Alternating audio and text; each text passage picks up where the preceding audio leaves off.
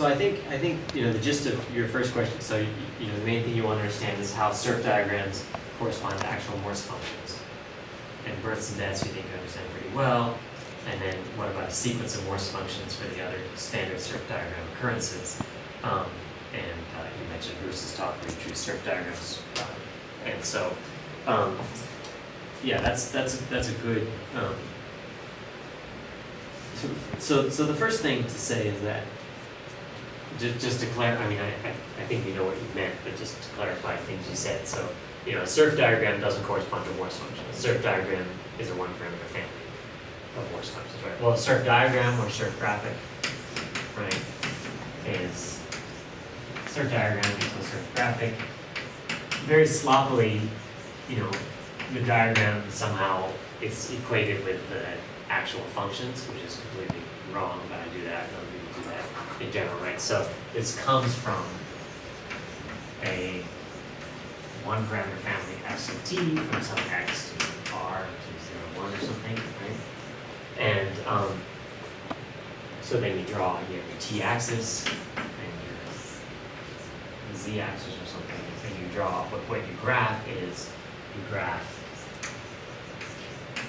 y over f sub t of the critical point set for f sub t.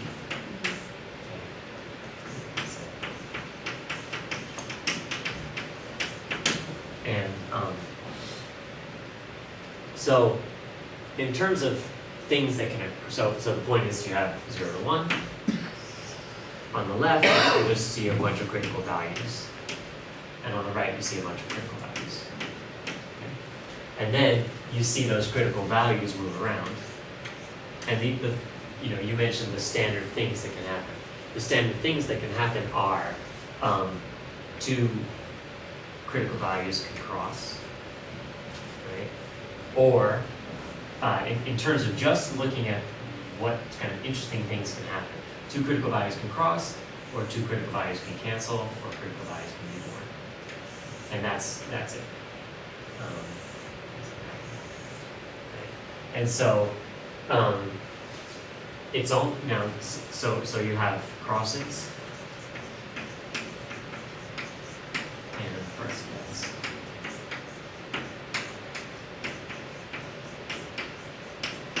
Now there's a lot of information that's lost when you just draw the graphic, right? And in particular, just as there's a lot of information lost if you just draw the image, the critical values for a Morse function. That's it.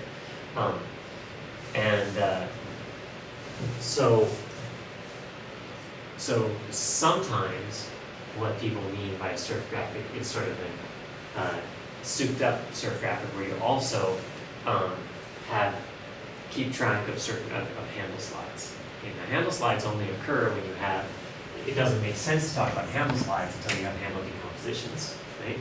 And so if you have f sub t, you might also want to carry along with it v sub t, which is a one-parameter family of gradient-like vector fields. Okay? As soon as you look at this, then you get, well, now what you want to say is you get a sequence of handle decomposition. Actually, I think it's even fair to say you get a, well, see, this is where it becomes subtle. Do we want to say sequence or one parameter family? Sequence implies discrete, right? So there's points where you don't want to. Exactly. So what you want to do is you want to say that you pick, you're going to pick values of t to give those. So you're going to pick values of t, and each one you're going to get a handle decomposition out of v sub t, and then you want those values of t to be such that you capture all. The best way to do is to first pick out values of t for which you don't have a handle decomposition. Okay, so the way you get the sequence, right, is to say that there exists a finite set t1 is 0, less than t1, less than dot, less than tk, less than 1, such that on each interval ti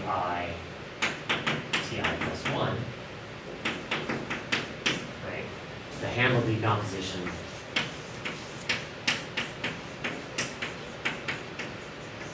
for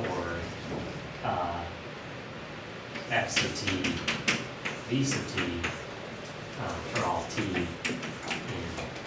HTI. The handle decompositions for all t in ti plus 1 are isotopic.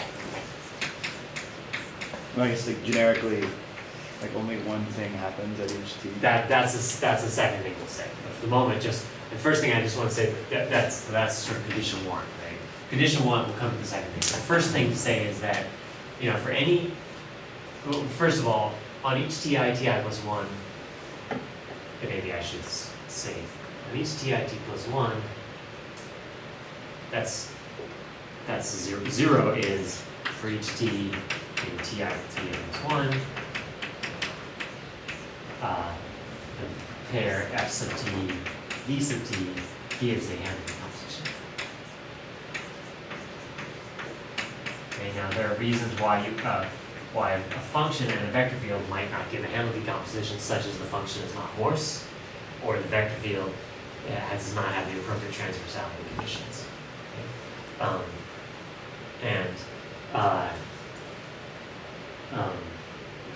I'll say it. But once you know that you're getting a handle decomposition for each t, then I'm going to ask that they're all isotopic to each other, which means literally just, you know, a handle decomposition, literally decomposition of the manifold into handles. Okay, and so as a decomposition into handles, it's just a bunch of subsets of the manifold, and then that decomposition there should be an ambient isotopy of the manifold that takes the one subset, the one decomposition to the other. Okay.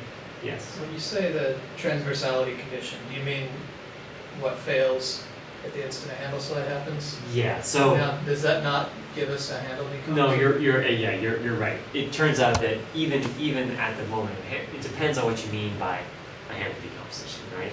So it's true that at the moment of a handle slide, you still have a two handle, say above a two handle. It just happens that it's attached to a it's attached kind of like on top of a two handle. So maybe we'd sort of say a nice gives a nice handle decomposition, and we should define a nice handle decomposition as one where you attach, first of all, they're ordered. You have zero handles, and then one handle is all attached all at once to the boundary of the zero handles, and then two handles attached all at once to the boundary of the one handles. That's basically what you want for nice. So you're trying to write down such a definition, but I think you get the point, right? We know what a handle is, and so it's decomposed. So every time you decompose the manifold into handles, that means you've got attaching regions. The attaching regions, you know, it's like a cell decomposition. The manifold is inductively built out of these pieces of lower dimension. And the critical thing is that you don't want K handles to be attached to the boundaries of K handles. And so, all right. Okay, so the transversality condition is, so then the generic statement is that at 3 is, well, okay, I mean, just once again, what do I mean by the transversality? I mean that all ascending and descending manifolds intersect transversely, which is, you can say that either intersect transversely in all regular level sets, or you can even just don't have to mention regular level sets, because if they intersect transversely in regular level sets, then they intersect transversely as well. In general, but they'll have transverse intersections. The dimensions, the reason we always intersect in transverse level, inside regular level sets, is because it's just easier to count dimensions that way.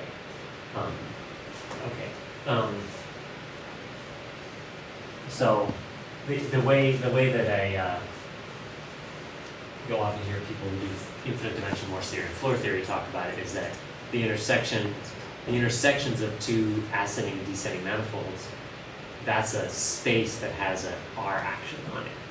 The R action is flowing up or down the gradient vector field. So it's sort of immediately, it's natural to quotient out. Any kind of space that has an R action on it, you might as well mod out by the R action. So instead of counting lines, you count points. That's all. So that's what we're doing when we're slicing and cutting across with a level set. So then the last thing is that at each TI, then, you know, the handle decomposition, the decomposition for Ti minus epsilon and Ti plus epsilon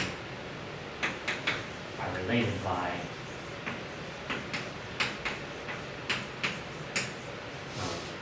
either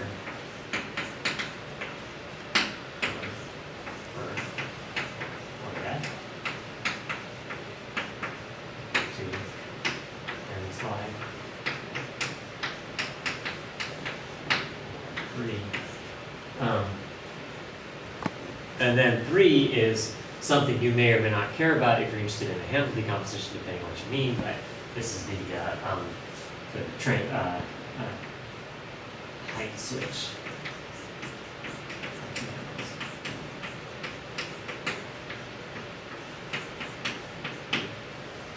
Okay, now sometimes when you say a handle decomposition, you also keep track of which one's first, even amongst the two handles. Even though I say that you want to think that they all could be attached at the same time, sometimes for some reason you may want to keep track of which one is attached first and which one is attached second. Okay? And if you do keep track of that, then that's an event that happens as well. The reason it's sort of nice to think about height switches of handles is just useful to remember these kind of often go together. Not necessarily, but they often, the important thing to remember is to slide this over that, it has to get up, right? So if you want to slide and then slide, then you've got to have 2 switches in a row, for example.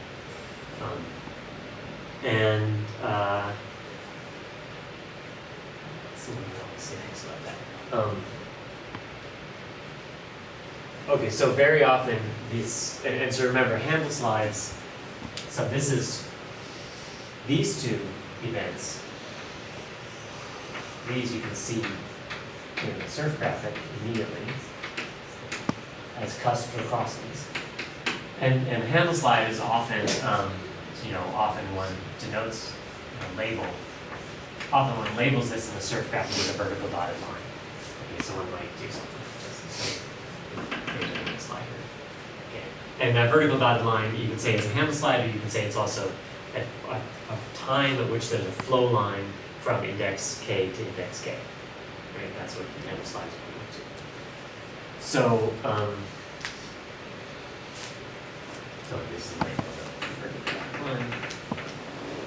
And so now I think that you were, I think you sort of understood this, and you were thinking about, in a sense, more complicated configurations that can arise, like the swallowtail is a particular one. So, the swallowtail, which I'll talk about a little bit, is built out of, which I've talked about before, is built out of these elementary moves, right? And one way to think about why the swallowtail is sort of an elementary piece is if you then look at homotopies between homotopies. So if you have an f sub s comma t, then you can then think about what are the standard things that can occur. And one standard thing that can occur is a swallowtail can appear out of nowhere. Or, well, not out of nowhere, you might have something like this, and then as you have another parameter s, suddenly something like this appears, right? And that's a swallowtail. The other events that can occur, so these are the events that can occur in a one parameter thing, right? Events in a 2 parameter family, which, I'm just telling you this stuff, that are worth thinking about are there's the swallowtail. And so that means you have some index I critical point, and then actually you can have a swallowtail up or down. This can go to either I, this is going to be I plus 1, or you can have a swallowtail down, I minus 1, I. And then another one that can occur, so another one that can occur is somewhere in the middle of your surf graph, because you have nothing at all. You have some region which there's nothing, and then you can have a birth of a pair of a birth death pair. See it. And this is pretty easy to visualize, right? You're going along. You originally have a sequence of. This is how a sequence of handle decompositions can be modified to a different sequence of handle decompositions. Okay? And the way that one thing that can happen, in your sequence you see nothing happening for a short time, and instead you have a birth and then it dies again. Of course that can further develop into something else interesting, right? You may need this and then later you may get a swallowtail develop on there. And then the other thing that can happen is you can get two cusps like this, if they're the same index, I and I plus 1, can merge together to become something like this. So what this means is that you had a pair of handles that cancel, and then a new pair of handles that were born in the same index. So you could just not have that canceling happen and just have them persist along. But you're sort of saying that this handle is going to become that handle and this handle is going to become that handle. And that's fine.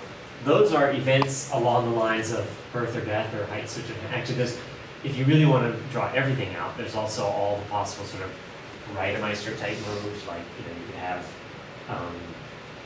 this and this go to this, that sort of thing, which don't involve new singularities in a sense, but just involve crossings of those arcs. You can have Reidemeister 3 type moves where you have 3 crossings change, that sort of thing.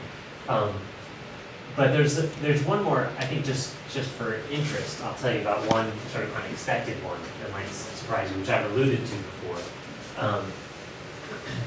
which is more related to the these are all things that sort of happen to the Morse function, one parameter family of Morse functions.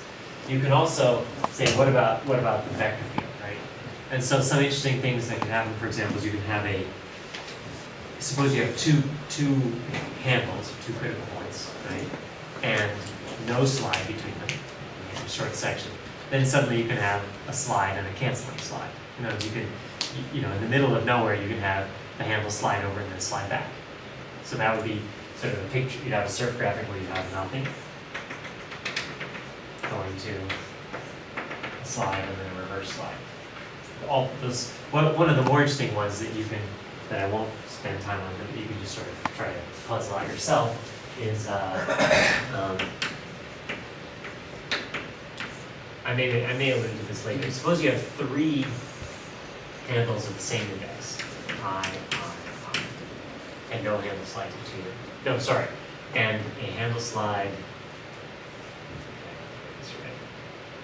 A handle slide like this, and a handle slide like that. Suppose you want to push this handle slide before that handle slide. It turns out that, in general, what you expect, you push that handle slide before, but it sort of leaves behind a little bit of a trace. There's a funny move like that can happen, and maybe that's just a puzzle. See if you can think of an example where you have 3 handles. You can do this with just 1 handles. With I equals 1. Find an example. Maybe this is a good exercise. Visualize this. With I equals 1. Okay, so you're going to have 3 different 1 handles. One's going to slide over the other, and the other's going to slide over the next. And in order to switch the order, you have to put a 3rd handle slide in. But here's a question. Okay. So I'm confused about these last 2 pictures you drew. There doesn't have to be a crossing or anything? No, you don't have to cross it. So it's like I slide. And I So slide in the order to same slide one this back. The one that's on top. So this is the higher one. Oh, all it does I is see. it goes over and then Okay. just undoes Okay. whatever it does. Okay. It's So just sort of which way you slide. yeah, exactly. doesn't Right. So matter. this also, this huge lack of information. We just draw a dotted line and say slide, right? You're not saying much at all. Okay. You need, if you really want to keep track of these things properly, you need a lot more graphical calculus. So you do know those are in opposite directions because we didn't have Because we didn't have Is that it right? before, right? yeah. Yeah. So in order for them to cancel in some sense, Okay. it's completely analogous to this. It's just Right. you did something dumb and then you're like, So with the birth of a birth death pair Yeah. and the swallowtail, do they appear instantly? Like what oh, happens at they the point- appear small. There is a time. So I've got an S parameter. The other time parameter. And in that S parameter, you start. There's like a point? When S equals 0, when it's a point. Yes. So what about the And it's swallow? actually and same thing for swallowtail. It's actually, if you graph the function, so for the swallowtail, So there's like some point where it's sort of yeah, so it's like higher order singularity. yeah, the and all. swallowtail, you start with something like this, right? And then it's going to develop into, afterwards it's going to develop into, oh, sorry. Yeah, this is, I drew this one before, sort of a cartoon where you have, first you have nothing happening. This is T. And afterwards you go to something where you have this, and then a bump appears on the left side, and the bump gets transferred to the right side, Oh, that's right. Okay. right? And in the middle, you have a sequence where you have this, and it just sort of, all that happens is that it's kind of like, it starts as quadratic, and it levels, see this is degree 4 on line, it just sort of gets flatter and flatter, and then it becomes sort of degree 4, and then it opens up again. I think that's basically it. So, But it's so sort of there's not sort of- Morse, right? the point, yeah, it's not Morse at that point. It's not Morse in an even higher order way, right? It's in a quadratic, in a quartic way.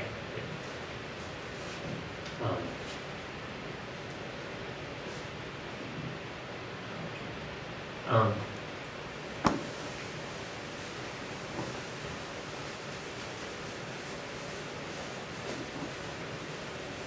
So here's an interesting one that can happen, which is you can have, so here's a little movie of what can happen. Suppose you have a,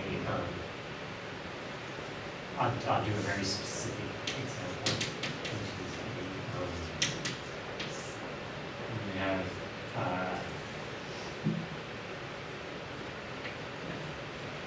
let's suppose 3 one-handles and a 2-handle. And I'm going to have a movie in which, so this is 2. Let's call these A, B, C, and we'll call this A. Those are the names of the examples. And I'm in a movie in which A, B, and C are just going to sit where they are. C is going to go up above X. So C. And then it's going to come back down.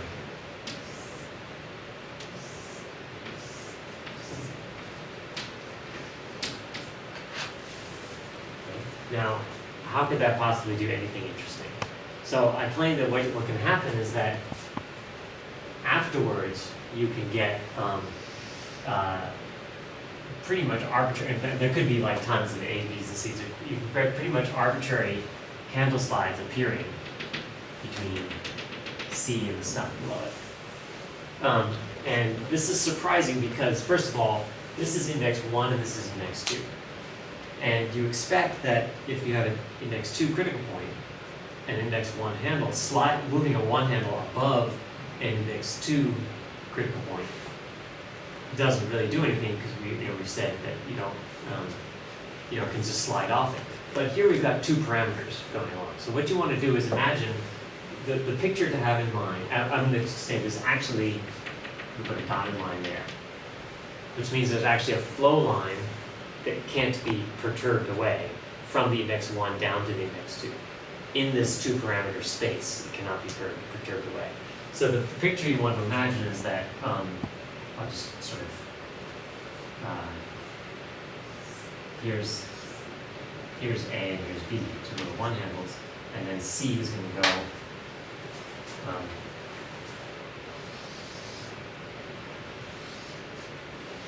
over. So C is a 2-handle that already goes over A and B to begin with. C is a 2-handle. C is this, X, I'm sorry, X. X is a 2-handle, already goes over A and B. And then here's C. C is a 1-handle. So, this is all being attached to C. Okay, so here's C. Now, my movie, so I have a movie of movies, right? Okay, here's time. And then all of this is the other time parameter S. Right? Since S equals 0, S equals a half, S equals 1. Right? And so the movie when S equals 0 is just nothing happens. Just everything just sits where it is. Okay? And then, the movie where s equals 1, now I'm not gonna try and draw this. The movie where s equals 1 is going to be, one of these feet of C goes, say, wanders around, one of the feet stays here, and the other foot, there's a time parameter, in that time parameter, the other foot is gonna wander around, up and over, and back. Okay, so I've got these one handles sitting here, and I've got this one handle in two different scenarios. One is just sits where it is. The other one, this foot goes up, over, and back. Right? It treats a loop. So if you want to think in between those two, so here one of the loops is constant, one of the loops it goes around and comes back. There's what's the homotopy between those two loops? It's this disk that bounds. But in order to bound that, so in other words, the foot in this 2-parameter family, this foot of that one handle has to wander over this entire disk. It's every point inside this 2-parameter family has to at some point in this disk. And so, in particular, at some point it's going to actually go right over the top of this 2 handle, right, and have a flow line down to the 2 handle. And at that time, that's when you got this flow line from the index 1 down to the index 2. And this is something that cannot be perturbed away because it's homotopic, right? On one end of this parameter, this family, it doesn't go anywhere, and the other end goes around this loop, and the only way to contract that loop is just to cross this disk. So, to write down all that in terms of formulas is all horrendous, right? But there's this idea, and it's an important point because you can have sort of no handle slides, and then you can sort of replace that by arbitrary profusion of handle slides given by how the boundary of this 2 handle can go over arbitrarily many one handles.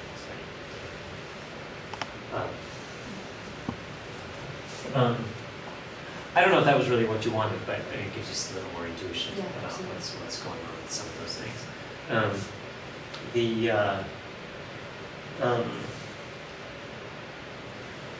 Okay.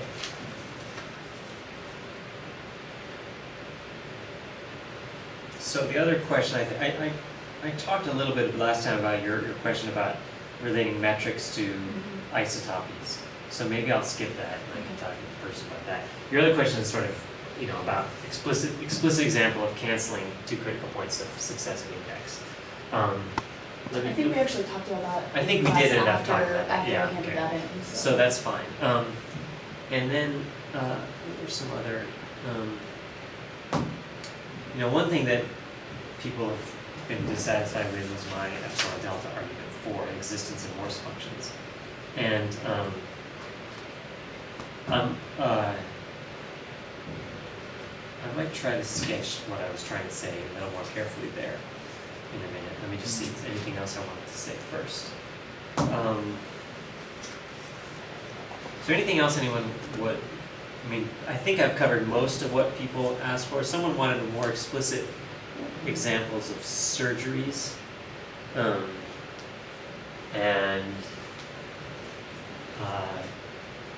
Actually, maybe I'll do one quick sort of example of surgery that might help. One thing I've been staying away a little bit. How many of you are going to be here next year this time? Who's leaving? Oh, you guys might leave. Yeah. You are definitely leaving. Okay. So, but yeah, I shouldn't say that. So the point is that next spring I'm teaching a 3-manifold and 4-manifold topology course. So in some sense, I'm holding off a little bit on like lengthy examples of 3 and 4 manifolds and so on. But one nice surgery example to think about is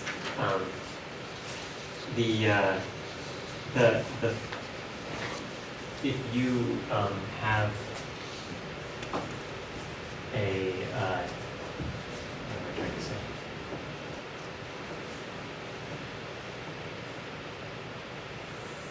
If you have some strands of a link coming through another unknotted component, like that, you're going to use surgery on something. Okay. If this, let's suppose this has surgery coefficient +1. One thing that can be done is that these can all actually be slid off of this plus one component. So what you would do is you do a slide, say this will go here, slide around, I'm just gonna do one of the components. But then it also has to pick up a twist, and I think if I did it right, gonna pick up a plus one twist as it goes around, okay? And then if you think about what happens, and then you untwist it, what happens is actually, I mean, if you then look at the isotopy of this, right? Isotopy, it'll come unlinked from this plus one. I don't know if you can see that because it's coming down backwards, but now it's going up and over. So basically the net result of this is it goes around and under. So it comes off of this plus one component. And all the others can do the same thing to all the others. They'll all come off with the plus one component. They'll pick up some extra framing, and they'll all get twisted with each other. Okay. Now there's a nice sort of easier way to see this in terms of this. This is a Hamel slide argument. There's an easier way to see this if you only care about the three metaphor itself and the surgery, which might be useful for developing your intuition, which is the following thing. So I want to think about that surgery as removing a solid torus. I've got all this stuff coming through here. And then I'm going to remove solid torus neighborhood of that knot. In other words, I'm going to remove that torus I've drawn. Now maybe you've seen this argument before. And then let me draw a plus one framed curve here. It's going to go around.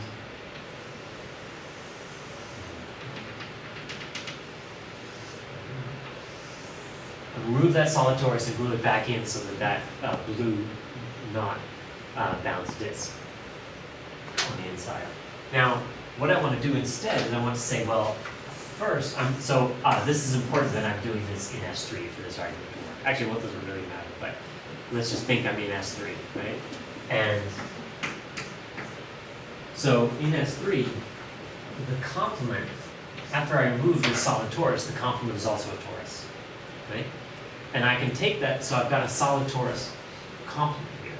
And I'm going to take that solid torus, I'm going to cut it, I'm going to apply a diffeomorphism to it from that torus back to itself. A diffeomorphism from the solid torus back to itself, which is not isotopic to the identity. But that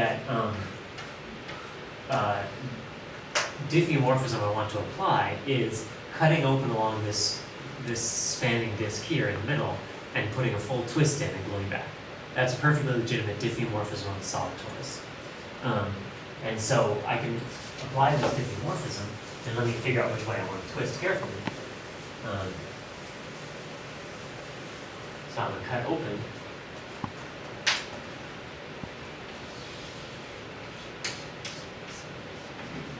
Cut and twist. And what I want to do is I want to twist so that this blue thing becomes nicer, right? And if I twist, so think about the blue going up and cutting across the red right there. I want to twist so the bottom, I want to twist so it goes this way. So that after I twist, the blue comes all the way back around this way. So I'm going to redraw it.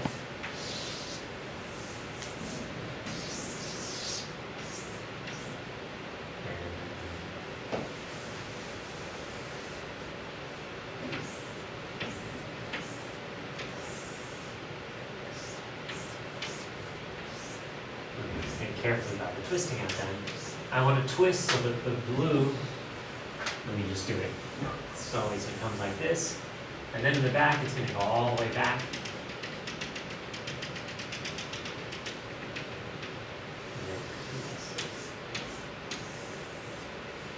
Okay? Do you believe that I can twist? However, what have I done wrong? You've drawn the straight. I've drawn the three strands going through it straight. So let me figure out what they should have done. They should have all picked up, as I was going up, I twisted this way. So they should have all picked up an extra twist amongst themselves, which I can do down here.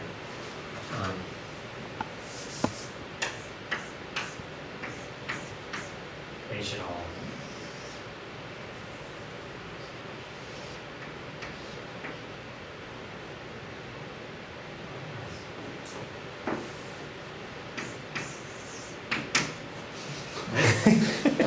Okay.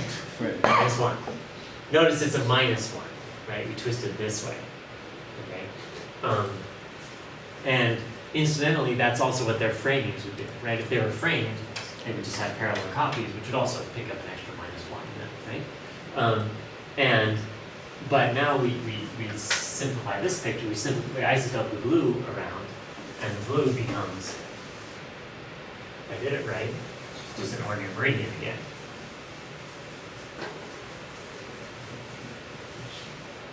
It's not supposed to bound the disk, it's supposed to go pull it around, pull this back, and just goes around once, and so then it becomes, I'll just do this. Force in here.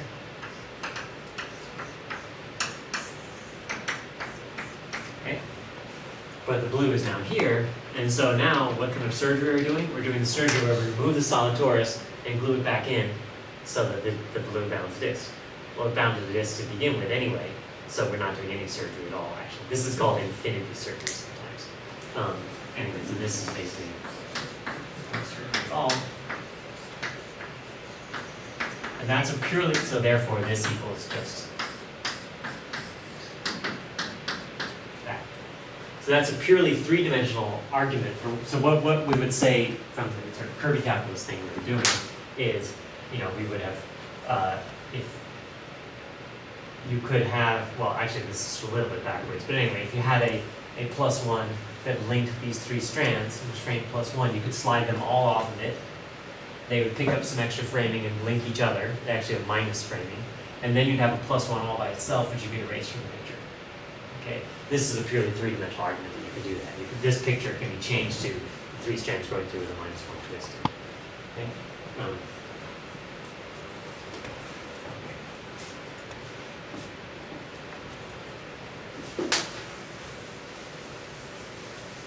So now let me kind of create epsilon delta arguments.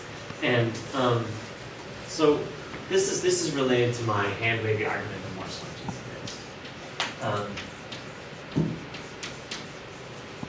Let me try to recount the structure of my argument.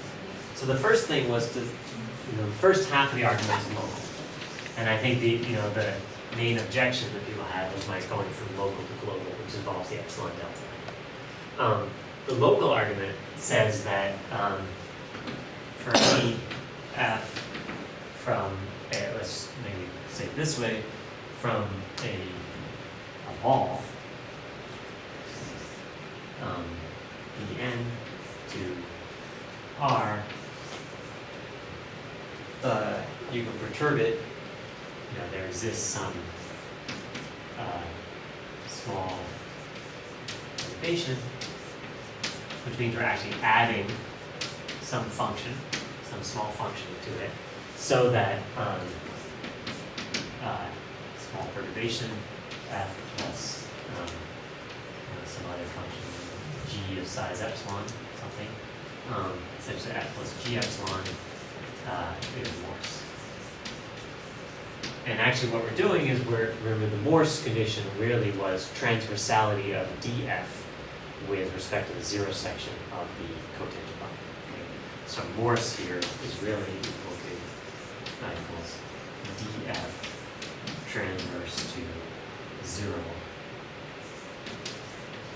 section of cotangent.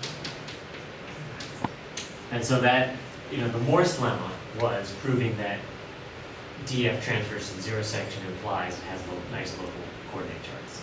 And then henceforth, we just use this transversality as what we mean by Morse, and that's all. So we want to prove that transversality is somehow generic. You can perturb any function by small perturbation to get things Morse. So the point is, when you do this small perturbation, I'm not really controlling what it does on the boundary of the ball, right? And it can make it Morse on the whole ball, but it may change it everywhere. I definitely don't have a perturbation that is sort of damped off to the boundary. And so what I want to do is say that, so the hard part is the local is global.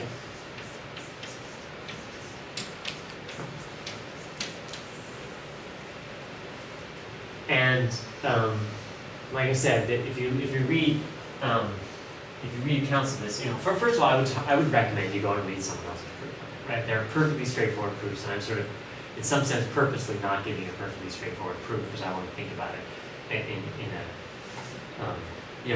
the straightforward proofs typically work by embedding the manifold in Rn, and then more or less doing this local argument that way. Okay? So once the manifold is embedded in Rn, you sort of, easiest way to think about it is embedded in Rn, it's compact manifold, so then you can engulf that whole thing in a ball, and then you can extend it to be a function on Rn, in the neighborhood of the subset, and then you can perturb it. Well, it's going to be Morse on Rn, but is it Morse on the submanifold? It's a little, it's a slightly involved argument as well, but it's not this kind of local argument that I'm trying to sketch. But I somehow have this intuition that it's useful to think about trying to do it locally piece by piece and trying to perturb,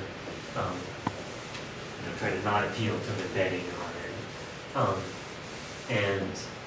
There is, I should say, there is a very general theorem that is called the tone transversality theorem, which sort of, if you just want to appeal to it, gives all of it, will just immediately say that this kind of transversality, as well as zillions of other versions of this kind of transversality, are all generic, and any function can be perturbed to satisfy any kind of transversality of this kind, transversality of the jets, the derivatives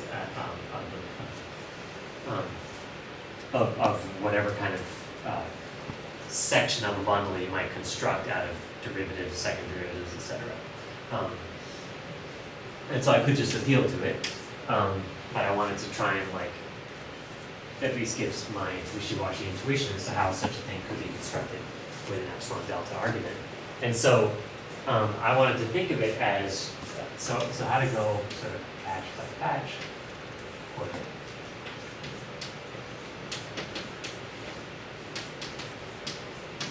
So I might end up saying the same thing as I said before, but I'll try to at least see if it makes sense to you carefully. So the idea is that if you take f plus a bump function times g epsilon, right? Then this will be Morse, where the bump function equals 1. Okay. And then the problem is that if the bump function is steep, then you might have really badly screwed things up. I mean, so but where the bump function, obviously the derivative of the bump function, right, is non-zero, you don't have much control, right? In particular, suppose you're doing it chart by chart, right? You're going to make it Morse inside one. You've got a big chart, a big round chart like this. You use a bump function to make it Morse inside an opening. Great, you've got it Morse. Now you've got another overlapping chart and you want to work there. So now you're going to use a bump function there, and you want to make sure you don't screw up the Morseness or the transversality already. So my intuition, what I'm trying to say is that you need, first of all, in order to control this analytic argument, you're going to need some measure of distance away from distance away from non-transversality in the zero section. Non-transversality. That's a terribly awkward construction, but you understand what I mean. You want to say that when you go to your first coordinate chart, you perturb it and you make it a certain fixed amount away from the zero section. So I mean, there's some sort of angle measure you can probably kind of construct, right? That is sort of, you've got the zero section, these really are, you've got the derivative of the graph of this df, and you want to be some fixed angle away from each other, right? And then once then you're going to go and you're going to add, for the next chart, you're going to add a bump function, right? And you're going to screw that up. But if you want to then bound the amount to which you can tilt it back, the worst case scenario amount to which you can tilt it back, right? So then you're going to want to bound the amount to which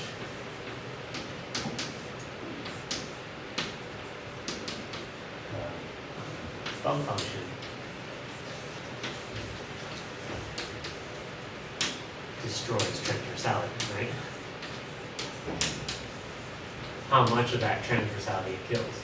But how transverse is it, and then how much do you kill? Okay. So the ways you might do that are, there are two tools to do this. So methods. One is make the bump function small. In total height. Okay. So the danger with that is that you're then, on your next iteration of this process, your bump function is small, and so then the next iteration of the process, you're measuring distance away from 0 is now, not so big. Okay. The other thing you might do is keep the derivative small.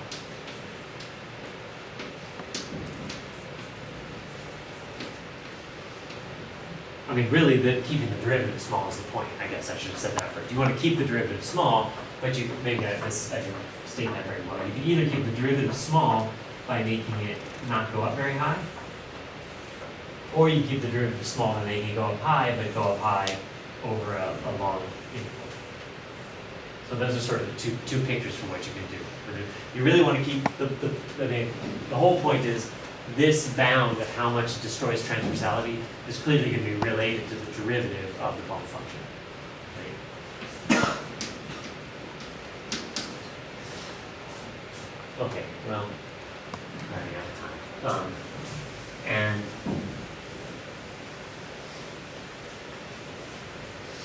let me start that and finish it in 5 minutes next time, and then go on to the topic. Okay. So let me try to give it one more attempt at a coherent, convincing argument, coherent, convincing meta-analysis argument that is not actually an epsilon delta argument, but an algorithm for constructing an epsilon delta argument that works. Okay, and then